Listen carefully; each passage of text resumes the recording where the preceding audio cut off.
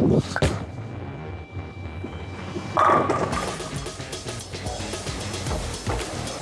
I get this ball into like that wiggle spot, like all the other ones, if I get them too far right, they just kind of hang out there. This one wants to still come off of it. The EBONITE Crusher is your traditional big, strong, chuggy, beefy, hook-in-a-box oil hog, and it releases on September 19th.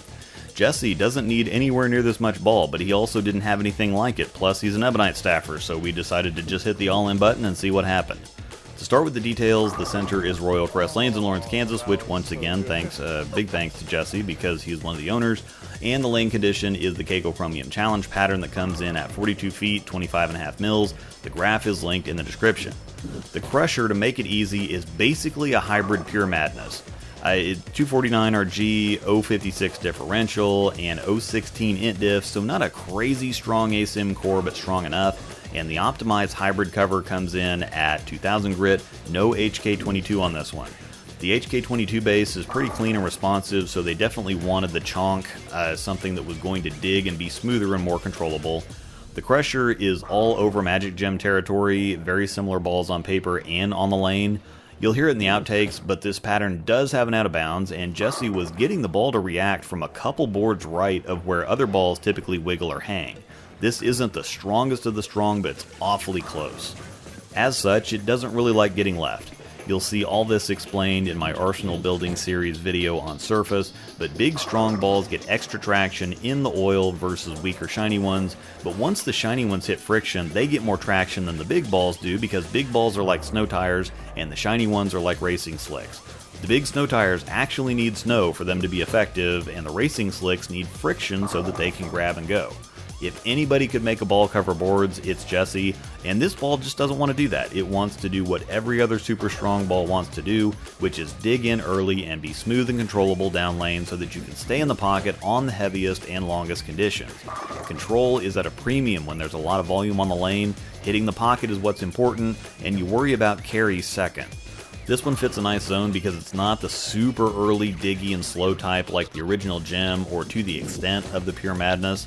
The hybrid cover type makes it a touch cleaner and sharper, and I mean a touch because when you have balls like the Gem and Magic Gem, there's very little to no difference between them. The Magic is just ever so slightly cleaner and sharper, and that can mean the difference between a flat corner and kicking it. It's definitely still early and slow, but it's by no means lazy. It's got a defined and punchy move for how strong it is. It's not just kind of falling into the pocket, it's picking up and driving, it's just a little too smooth to finish from the super deep angles.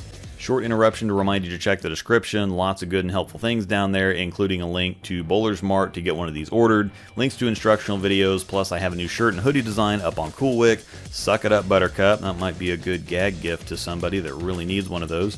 And code ROSEDOLL10 will get you 10% off your order at checkout. Links to the shirt and hoodie are also down in the description. I don't really need to say this, but the Crusher is an absolute solid one ball, and I think it's going to be super versatile for bigger rev rates. It'll absolutely hook with the best of them with surface, but a little lane shine or polish, and it's going to be cleaner, but still that rounder climbing arc that's controllable for the big rev rates. If you have a lower rev rate and want or need something in this zone, I'd probably look at something like the Pure Envy instead that's sharper down lane. And I'd say the opposite for the bigger rev rates. The Pure might be a little too much pop, where this one is like a big fireball type of reaction.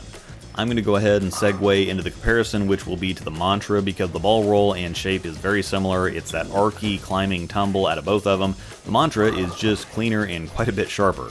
The Crusher is definitely the more stable, even rolling reaction that starts up a lot earlier and then firmly eases into the pocket.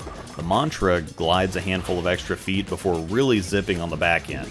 It's hard to say the Mantra is a ball down, but this is still only a medium volume pattern. There's plenty of friction still for the Mantra to work with.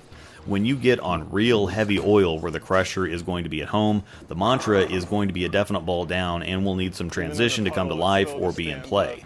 The Crusher is definitely a fresh condition ball for heavier, longer patterns, and the Mantra would be the perfect step down because the reaction shape is so similar. You'd just be balling down into a cleaner, sharper version of the same thing. You'd have the same general feel out of the reactions.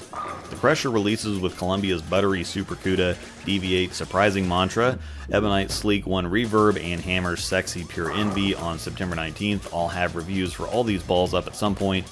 Remember again to check the description for all the goodies, and stick around for the outtakes, they're always fun. This video was brought to you by Panda Bear Productions. We put the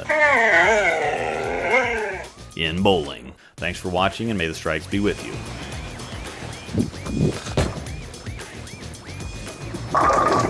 Oh, that was so good.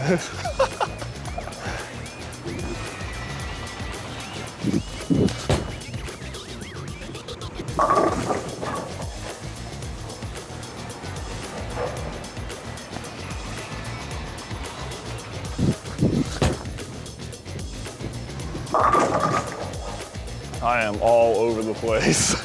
Oh my God.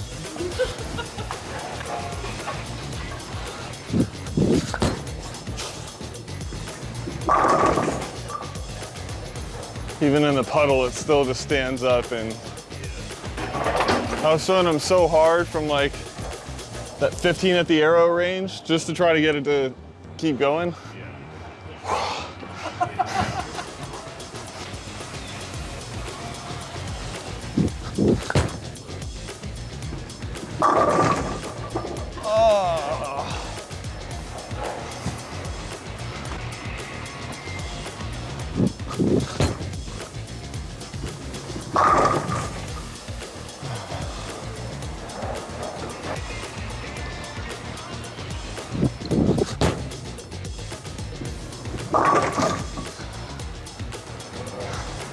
I rolled that last one. Like I can probably hit this one a little bit.